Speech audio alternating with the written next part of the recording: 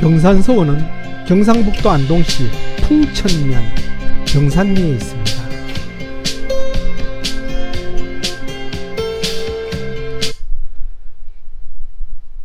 병산서원 앞에는 낙동강과 함께 병산이 글자 그대로 병풍처럼 펼쳐져 있습니다. 병산의 병자가 병풍병자지요. 병산서원은 하회마을의 주산인 화산을 사이에 두고 반대편인 동남쪽에 위치하고 있습니다.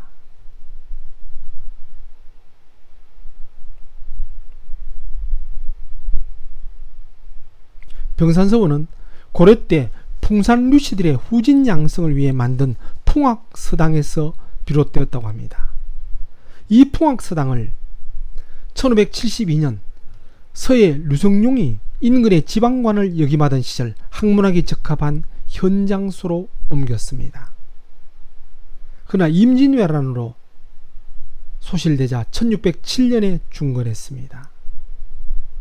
풍악서당이 서원으로 된 것은 1614년에 류성룡을 흠모한 사림들이 존덕사를 세워 배양한 이후라고 합니다. 그리고 1863년에 병산으로 사익을 받았습니다. 설립 시기에 비해서 사익은 상당히 후대에 받은 셈이지요.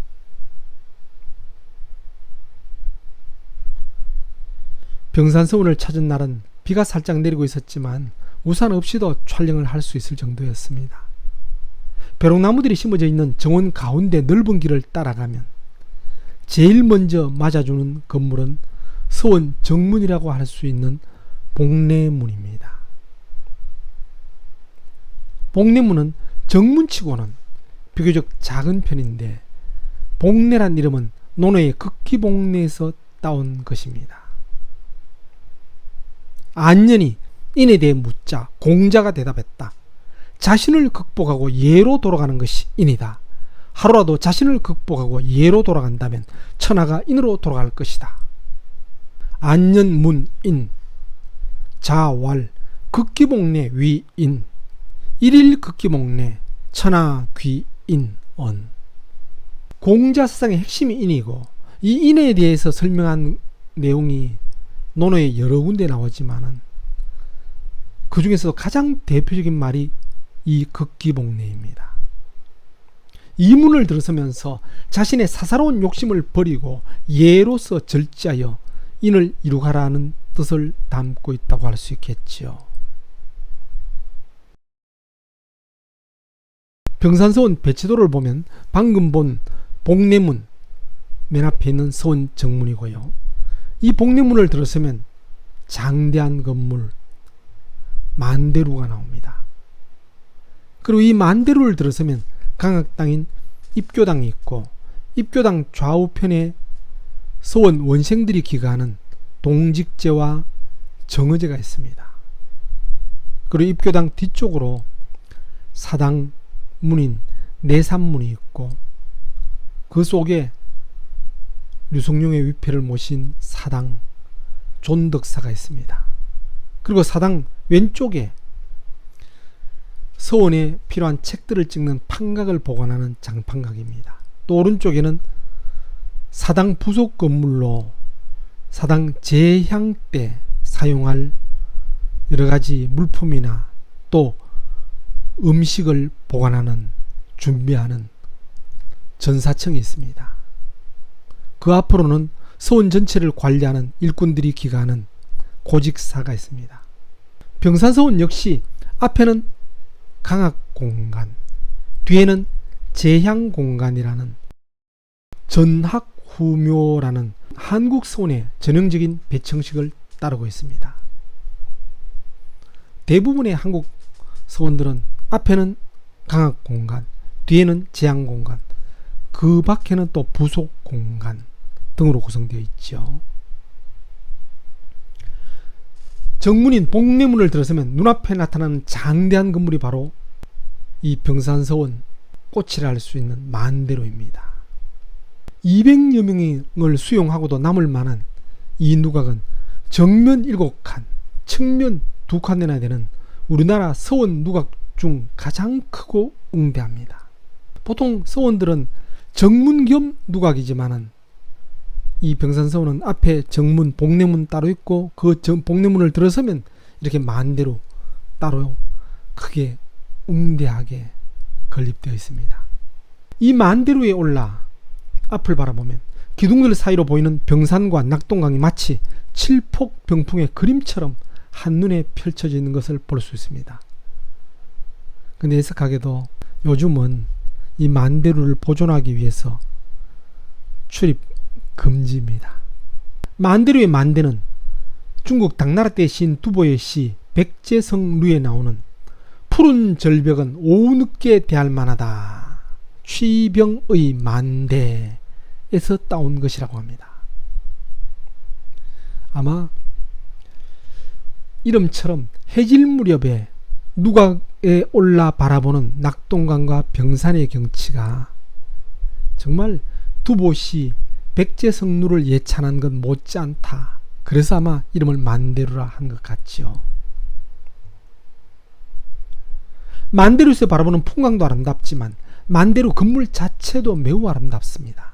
서원 누각이 가지하는 기능을 잘 유지하면서 경관을 이용하는 전통적인 조경 기법을 살려 성리학적 건축관을 잘 보여주는 우리나라 서원 누각의 대표작으로 평가되고 있습니다.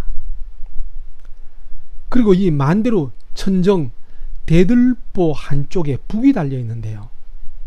이 북이 어떤 의미인지 한번 물어보니까 서원의 금기인 여자 사당패 술이 반입되었을 때 울린 북이랍니다. 과연 이 북이 몇 번이나 울렸는지 궁금하지요. 만대루는 마루와 천정도 아름답지만 마루 밑도 매우 아름답습니다. 구분 자연목과 판자들이 만들어내는 조화로운 뭔가 다듬지 않은 주춧돌의 자연스러움이 아름다움을 더해주고 있습니다. 이 만대루를 지나 조심스럽게 계단을 올라 강학 공간에 들어서면 넓은 마당 좌우편에 매실나무가 심어져 있고 정면에는 병산서원이라는 사역 현판이 걸린 강학당인 입교당이 나옵니다. 대청을 가운데 두고 좌우에 온돌방이 있는데 동쪽은 원장이 기가던 명성제이고 서쪽 방들은 교수들이 기가던 경희제입니다.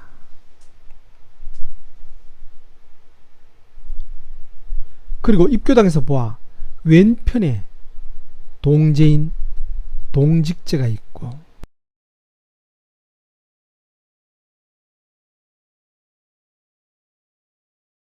입교당에서 보아 오른편에 서제인 정허제가 있습니다. 보시는 것처럼 강학공간 전체가 미엄자형이죠. 입교당은 원장과 원생들이 보름에 한 번씩 모여 학문을 점검했던 곳입니다. 그럼 마루에서 항상 강의를 하고 수업을 듣는 게 아니고 한 달에 한 번씩 모여서 각자 공부한 것을 발표하고 교수들이 점검했답니다. 입교당의 입교는 소학 입교편에서 하늘로부터 부여받은 착한 본성에 따라 인간 윤리를 닦아가는 가르침을 바르게 세운다는 것에서 인용했다고 합니다. 입교 글자 그대로 가르침을 바르게 세운다 그런 뜻이죠. 동직제는 거동을 바르게 하라는 뜻이 담긴 입교당 왼쪽에 위치한 동제로서 서원 원생들 중 상급생들이 기가하며 공부했던 건물입니다. 왼쪽과 동쪽이 우선이죠. 오른쪽과 서쪽이 다음이고, 그래서 정어제는 마음을 고요히 하고 욕심을 버리라는 뜻이 담긴 입교당 오른쪽에 위치한 서제로서 서원 원생들 중 하급생들이 기가하며 공부했던 건물입니다. 장판각에는 류성룡이 제술한 문헌들을 찍어낸 목판들이 보관되어 있는데요. 이 목판들은 2015년 유네스코 세계유산에 등재된 한국의 유교 책판에 포함됐습니다.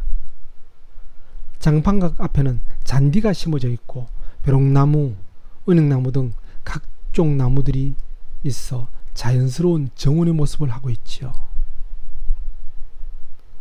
전사청은 사당 재앙의례 때 사용할 물품을 보관하고 음식 등을 준비하던 건물입니다. 일반적으로 사당과 같은 울타리에 있는데 병산서원의 전사청은 별도의 담장을 두르고 사당 동쪽에 있는 모습이 특이합니다.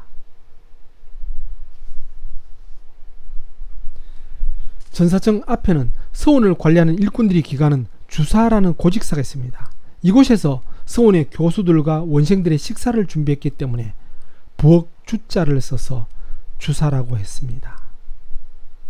향사기간에는 참가자들을 위한 숙소로도 이용된 방이 있고요.